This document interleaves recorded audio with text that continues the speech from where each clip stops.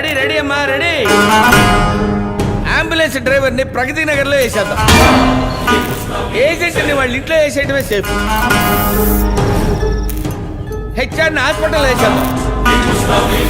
Doctor ని jogging చేసేటప్పుడు packing. నాలుగు గొర్రెలు దొడ్డి కొట్టేస్తాయి. క్యాప్సా కైమానా లేక సుకామా నువ్వే డిసైడ్ చేయాలమ్మా. ఇలాంటి ఇది చాలా కష్టమైన పనే. మనుషులు చంపడం మహా ఈజీ. ఇలా కిడ్నాప్ చేసిన వ్యక్తుల్ని గుట్టుగా దాచి అందరికీ క్యూరియాసిటీని కలిగించి మీడియా వాళ్ళకు కూడా బుర్ర వేడెక్కించి కాస్త మనసు పెట్టి చూస్తే డైరెక్టర్ శంకర్ పిక్చర్ స్టైల్లోనే ఉంది. ఇలా తప్పు చేసిన వాళ్ళందరినీ వెతికి వలేసి పట్టుకోవడం అనేది చంపడమే కానీ స్టైలు.